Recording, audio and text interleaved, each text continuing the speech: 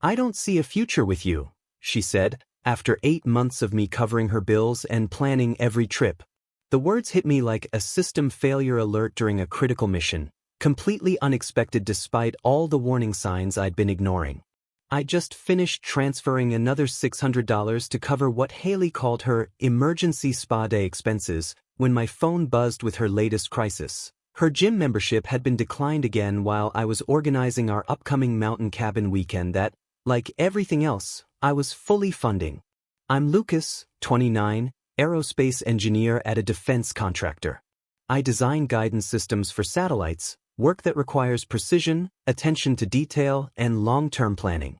Those same qualities that make me excellent at my job apparently made me the perfect target for someone who needed a personal credit line disguised as a boyfriend. Haley was 26, a yoga instructor who'd been on a temporary break from teaching to pursue wellness coaching. A career transition that had produced 0 clients, 0 certifications, and 0 income over the past 4 months. What it had produced was an endless stream of financial emergencies that somehow always coincided with new athleisure purchases appearing in her closet.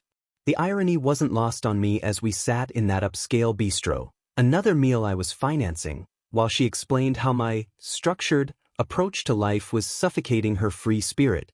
"You're too predictable, Lucas. Everything's always planned out, budgeted, organized. Where's the adventure?" She gestured around the restaurant like it proved her point, apparently forgetting that every adventure she'd enjoyed over the past 8 months had been made possible by my credit card.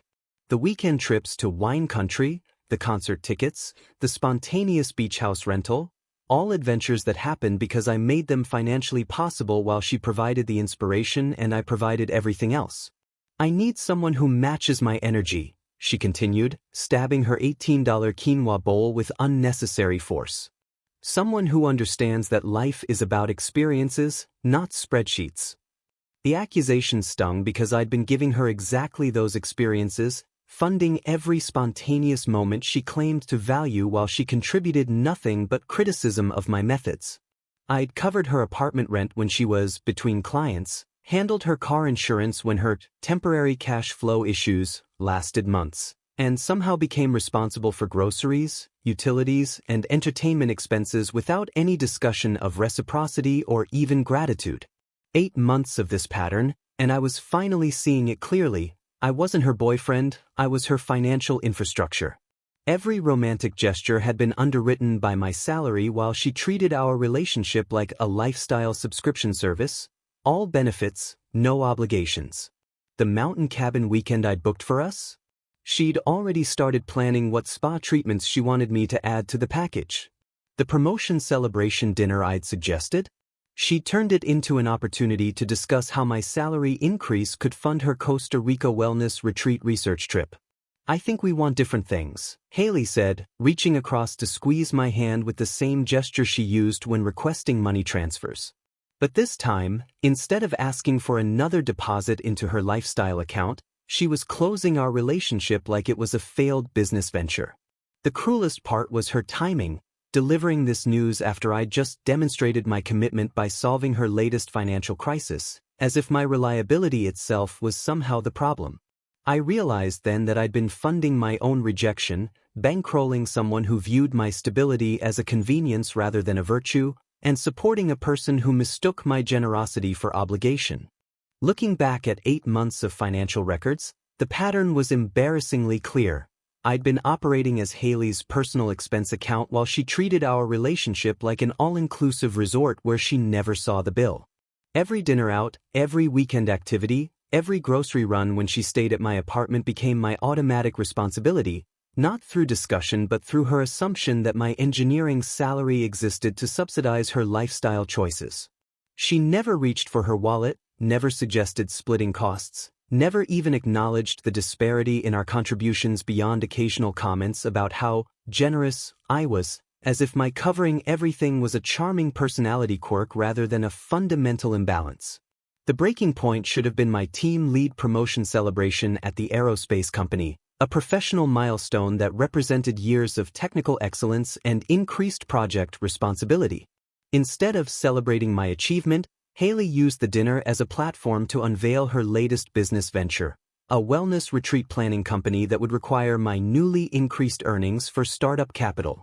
"This promotion is perfect timing," she announced to my colleagues, outlining certification programs, equipment purchases, and that Costa Rica research trip like she was presenting a budget proposal to investors.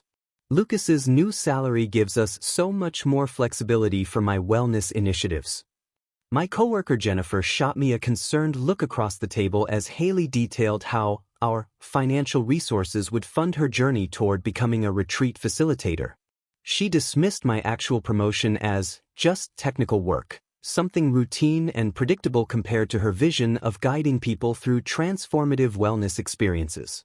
The humiliation of watching her claim ownership of my professional success while simultaneously diminishing its value in front of my team made something click into place. I wasn't her romantic partner celebrating a shared victory. I was her business investor who just received improved funding capacity for her undefined ventures. "The retreat industry is experiencing incredible growth," Haley continued, pulling up market research on her phone while my colleagues tried to steer conversation back to aerospace projects. "With Lucas's promotion, we can really capitalize on this momentum. I'm thinking we start with Costa Rica for research, then maybe expand to Peru or Ecuador." She spoke with the confidence of someone who'd never had to calculate the actual cost of her ambitions, secure in the knowledge that financial logistics would be my responsibility while strategic vision remained hers. The absurdity struck me that she was essentially pitching my own money back to me as an investment opportunity in her success. My supervisor David attempted polite interest in her business plans while clearly wondering why his newly promoted engineer was being treated like a silent financial partner in ventures completely unrelated to his expertise. "What's your timeline for launching these retreats?" he asked, probably trying to redirect focus toward practical implementation rather than fantasy projections. Haley's response revealed everything. "Well, that depends on how quickly Lucas can scale up our funding base. I need at least 6 months for proper research and certification, which obviously requires significant financial backing."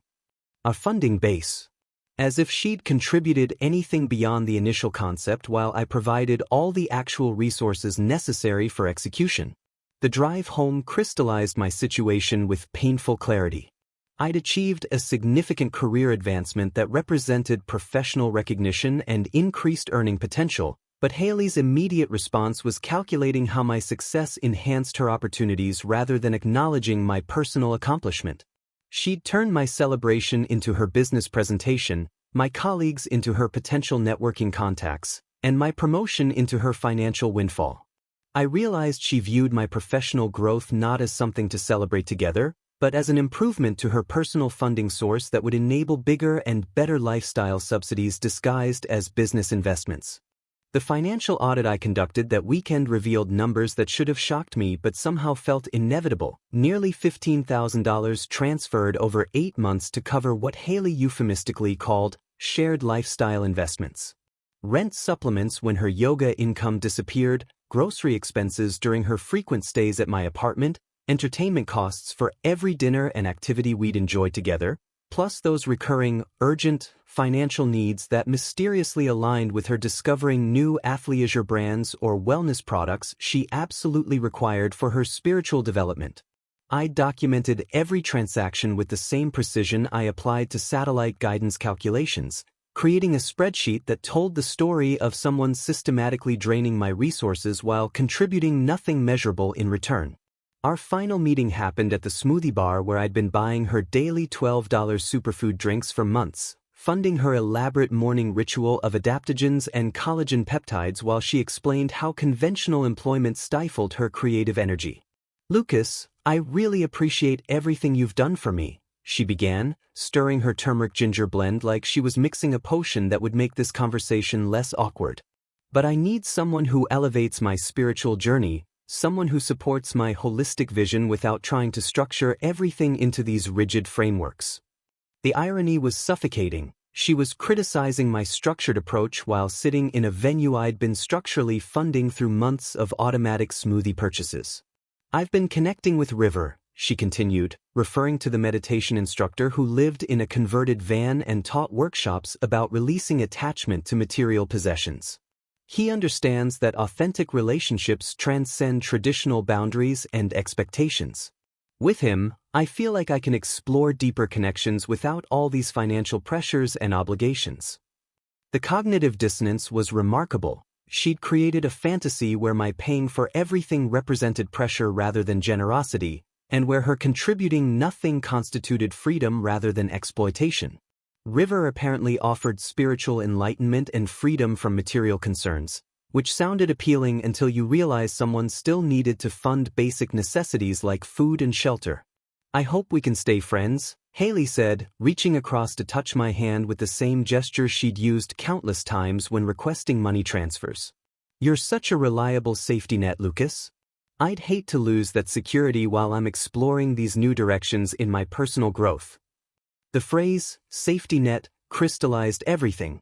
I wasn't losing a girlfriend, I was being demoted from primary funding source to backup financial option while she pursued romance with someone whose spiritual wisdom apparently didn't extend to basic economic reality.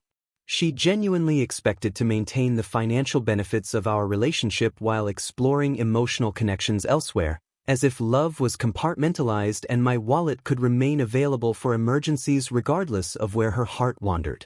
When I mentioned loan repayment, her expression shifted from spiritual serenity to genuine confusion, like I'd suggested something completely unreasonable. Loan repayment? Lucas, those weren't loans. Those were contributions to our joint growth experience. We shared a lifestyle, shared experiences, shared dreams about my wellness business. You can't suddenly turn that into some kind of debt just because we're transitioning our relationship dynamic. She'd constructed an elaborate narrative where my financial support represented voluntary generosity rather than relationship partnership, where every dollar I'd contributed was a gift freely given rather than an investment in our shared future. The delusion was so complete that she appeared genuinely bewildered by the suggestion that ending our romantic relationship might also end my financial obligations. Her final argument revealed the depth of her self-deception. Besides, you benefited too. You got to be part of my journey, experience my world, support something meaningful instead of just accumulating money in some boring savings account. According to Haley's logic, I should feel grateful for the opportunity to fund her lifestyle exploration while receiving nothing tangible in return except the privilege of watching her spend my money on personal development activities that ultimately led her to someone else. She'd convinced herself that my engineering salary existed to facilitate her spiritual growth, and that any expectation of reciprocity or accountability represented a fundamental misunderstanding of authentic partnership. I understood then that she hadn't just been taking my money, she'd been taking my money while believing she was doing me a favor by allowing me to contribute to her self-actualization journey. The strategic withdrawal I executed over the following week demonstrated the same systematic precision I applied to satellite guidance systems. Complete financial and communication termination with no room for ambiguity or negotiation. I canceled our shared streaming subscriptions, removed her from my health insurance plan as a domestic partner, and blocked her across all digital platforms after she flooded my phone with increasingly desperate demands for bridge funding during this transition period. The messages escalated from gentle suggestions about maintaining our financial friendship to righteous indignation when her monthly bills arrived and she discovered I'd been subsidizing far more of her living expenses than she'd consciously tracked. Lucas, you can't just abandon me like this, read one message that somehow reached me through a mutual friend's account. I'm in the middle of transitioning my entire life structure. You committed to supporting my personal development and you can't just betray my trust halfway through the journey. The entitlement was breathtaking. She'd reframed my romantic investment as a binding contract to fund her indefinite self-discovery process, as if breaking up with someone meant maintaining all financial obligations while receiving none of the relationship benefits. Her messages revealed a complete inability to comprehend that ending our romantic relationship also ended my responsibility for her lifestyle expenses. Through our mutual friend Austin, Haley insisted I fulfill my obligation to fund her Costa Rica wellness research trip, arguing that I'd already committed to the expenses and couldn't withdraw support just because our relationship status had changed. She says you guys planned this together, Austin reported during an awkward phone conversation where he clearly didn't want to be delivering these messages. She's saying you promised to invest in her business development and she's already made arrangements based on that commitment. The cognitive dissonance was remarkable. She'd transformed my reluctant agreement to consider funding her trip into a legal obligation that survived our breakup. I responded by forwarding Austin a comprehensive documentation package, screenshots of her demands for bridge funding, bank records showing $15,000 in transfers over 8 months, and her own messages describing me as her financial safety net, while she explored deeper connections with River. The evidence spoke for itself without requiring any commentary from me. Austin's response was immediate. Dude, I had no idea it was this bad. She made it sound like you guys had some kind of business partnership that you were backing out of. The silence that followed was profound. No more intermediary messages, no more requests for explanations, no more attempts to leverage our social circle into pressuring me for continued financial support. The tranquility that settled over my life was unprecedented. For the first time in 8 months, I wasn't anxiously monitoring my bank account for unexplained charges or relationship-related expenses. No more surprise Venmo requests for urgent spa treatments, no more automatic assumptions that I'd cover dinner costs, no more elaborate explanations required for basic financial boundaries. My savings account began growing again instead of hemorrhaging money into Haley's undefined business ventures and lifestyle maintenance requirements. I'd regained control of my financial life simply by refusing to continue subsidizing someone who viewed my generosity as an entitlement rather than a gift. The most satisfying part was discovering how quickly Haley's spiritual journey with River encountered practical obstacles once my financial infrastructure disappeared. Austin mentioned that she'd moved in with River in his converted van, a living situation that apparently lost its romantic appeal when she realized it meant no reliable internet for her social media presence, no space for her expanding collection of wellness products, and no convenient access to the upscale lifestyle venues she'd grown accustomed to frequenting on my credit card. River's philosophy about releasing attachment to material possessions sounded enlightened until it meant actually living without the material possessions I'd been providing, and his meditation practice didn't generate the income necessary to maintain the standard of living she'd enjoyed while dating an aerospace engineer with a stable salary and generous disposition. 4 months into my self-imposed isolation from the drama, I discovered what authentic partnership actually looked like through Megan, Haley's older sister who worked as a physical therapist and demonstrated a revolutionary concept, insisting on paying for her own expenses. Our connection began at Austin's birthday celebration, where Megan approached me with genuine remorse about her sister's behavior and shared insights into family conversations that had been happening behind the scenes. I've been watching Haley treat boyfriends like personal ATMs since high school, she confided, stirring her drink with obvious embarrassment. Our whole family's been discussing how awful she was to you. Mom keeps saying she wishes you dated me instead because I actually understand what partnership means. The contrast was immediate and profound. When Megan suggested dinner for our first date, she produced her payment app before the check arrived, transferring her exact portion without any negotiation or expectation that I'd automatically cover her expenses.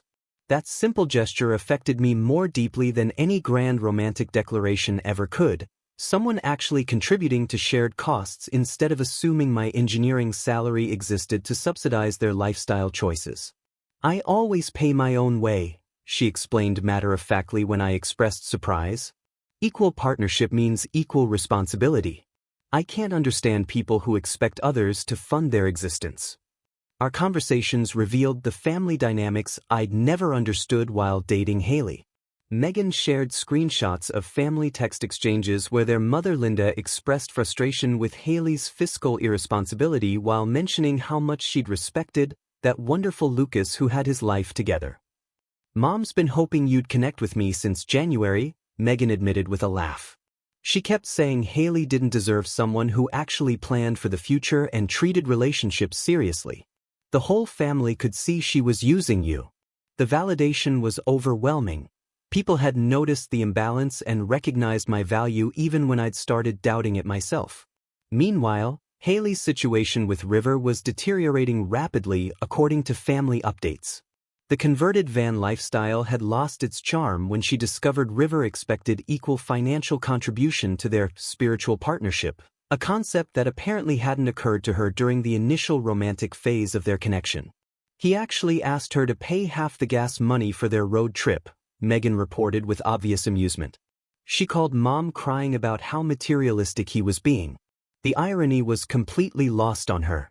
River's spiritual wisdom apparently didn't extend to providing free transportation and accommodation while Haley pursued her wellness coaching dreams. The family text screenshots Megan shared revealed conversations I'd never imagined happening. Linda writing, "That poor Lucas probably doesn't realize how good he is compared to the losers Haley usually dates. I hope he finds someone who appreciates his stability." Her father adding, "Guy's got a solid career and treats people right. Haley's an idiot for throwing that away." Even their teenage brother commenting, "Lucas always bought good snacks when he came over. New guy seems weird." The family had been silently rooting for me while watching Haley systematically exploit my generosity, and they'd been hoping I'd eventually connect with Megan, who shared their values about fiscal responsibility and mutual respect. The timing was perfect because Haley's financial reality was finally catching up with her poor decisions. Without my monthly contributions to her rent, utilities, groceries, and entertainment expenses, she depleted her minimal emergency funds within weeks of our breakup. River's meditation workshops generated barely enough income to cover his own van maintenance costs, leaving no surplus for supporting someone accustomed to aerospace engineer-subsidized lifestyle standards. "She's been asking family members for loans," Megan confided during one of our evening walks through the neighborhood I could now afford because I wasn't supporting two people on one salary. "Everyone's refusing because they watched her treat you like a human credit card. They figure if she can't manage money at 26, maybe some financial consequences will teach her basic responsibility." The public revelation happened at Austin's engagement party, where Haley encountered Megan and me together for the first time and immediately noticed the designer fitness tracker on Megan's wrist, the same model she'd suggested I purchase for her months earlier during one of her many product recommendation sessions. Her distress multiplied visibly as she witnessed our interaction, particularly when Megan thanked me for covering the parking garage fee but insisted on handling our shared Uber ride home, demonstrating the reciprocal mindset that Haley had never adopted throughout our entire 8-month relationship. The contrast was stark and obviously painful for her to witness. Someone actually contributing to shared expenses instead of automatically expecting me to fund everything. "Lucas, can we talk privately?" Haley appeared beside our table with the forced confidence of someone desperately trying to maintain control of a situation that had clearly spiraled beyond her management. She looked different, thinner, with the strained expression of someone learning that financial independence required actual effort rather than just finding the right person to subsidize your lifestyle choices. "I need to discuss something important with you about our situation." The possessive language was telling. We didn't have a situation anymore, but she seemed incapable of accepting that our financial arrangement had ended along with our romantic relationship. Her private conversation attempt quickly became a public spectacle as she demanded explanations while simultaneously requesting a temporary loan for rent since River had proven financially unstable despite his extensive spiritual wisdom.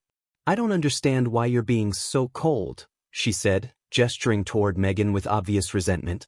"We have history together, 3 years of building something meaningful. You can't just throw that away for someone you barely know." The irony was remarkable. She'd thrown away our relationship for River after 8 months together, but expected me to honor our meaningful history now that her alternative arrangement wasn't working out financially. I introduced Megan to everyone within earshot as my girlfriend who manages her own financial responsibilities beautifully, a deliberate comparison that caused Haley visible discomfort as people nodded approvingly. "Megan insists on contributing equally to everything we do together," I continued, watching Haley's face process the implications. "It's refreshing to be with someone who views partnership as mutual investment rather than one-way support." The message was clear without being explicitly cruel. I'd found someone who demonstrated the values Haley had never understood, and the difference was transformative. When Haley attempted to assert dominance by referencing our meaningful history together and suggesting that Megan couldn't possibly understand the depth of connection we'd shared, Megan's response was diplomatically devastating. "Oh, I'm very familiar with your relationship dynamic," she said with professional composure. "My family discussed it extensively, and honestly, it's been quite educational watching Lucas experience what genuine partnership actually feels like." The polite brutality was perfect, acknowledging Haley's behavior without stooping to her level, while making it clear that everyone knew exactly what had happened between us. The conversation ended with Haley's desperate attempt to schedule a private meeting to discuss our financial arrangements and figure out a fair resolution, which I declined by explaining that our financial arrangements had been resolved the moment she chose spiritual exploration with River over practical partnership with me. "Maybe River can help you develop a more enlightened relationship with money," I suggested, echoing her own language about spiritual growth. "I'm sure his meditation practice includes valuable lessons about personal responsibility and self-sufficiency." As Megan and I walked away together, I could feel Haley watching us, probably calculating how different her life might have been if she'd treated our relationship like a partnership instead of a financial convenience that she could discard and retrieve according to her changing needs and circumstances. Haley's desperate essay-length messages about discovering her authentic self and recognizing Lucas as her destined partner arrived with perfect timing, precisely as Megan and I celebrated our engagement following 8 months of genuinely balanced partnership where both people contributed equally to shared expenses and life goals. The irony was exquisite, receiving proclamations of destined love from someone who'd discarded me for a van-dwelling meditation instructor, just as I was committing to someone who demonstrated actual partnership values from day one. Rather than deleting these increasingly frantic communications, I forwarded them directly to Linda, Megan's and Haley's mother, whose response revealed family conversations I'd never suspected were happening. "Lucas, I've been hoping you'd show Megan those messages," Linda replied within minutes, attaching screenshots of archived family discussions about orchestrating our introduction since February. "We've been talking about you too since Haley first started treating you badly. Everyone could see she was using you, and we kept saying you'd be perfect for Megan who actually appreciates stability and shared responsibility." The family intervention had been months in the planning, with Linda strategically arranging situations where Megan and I might connect while watching Haley systematically destroy something valuable through her financial parasitism and entitled attitude. The family text archive Linda shared was revelatory, that Lucas is exactly what Megan needs, someone stable who plans ahead, from March. Haley's an idiot for taking him for granted. Hope he figures out he deserves better, from April. Maybe we should invite Lucas to Megan's birthday party. They'd be perfect together, from May. The entire family had been silently rooting for my escape from Haley's exploitation while simultaneously hoping I'd connect with someone who shared my values about fiscal responsibility, mutual investment, and genuine partnership rather than one-way financial support disguised as romance. Haley's ultimate confrontation unfolded at the farmer's market where Megan and I had developed a Saturday morning routine of grocery shopping together, each contributing to our shared meal planning and household expenses like actual adults in an equal relationship. "Lucas, please just give me 5 minutes." Haley appeared beside the organic produce stands looking desperate and defeated, her previous confidence replaced by the hollow expression of someone who'd learned that spiritual enlightenment doesn't pay rent or provide health insurance. "I need you to understand that my experience with River taught me to appreciate genuine partnership. I know now what I had with you, what I threw away for something that was never real." The timing was perfect because Megan was literally demonstrating authentic collaboration at that exact moment, selecting vegetables while discussing our shared meal prep plans and calculating our joint grocery budget using an app that tracked our equal contributions to household expenses.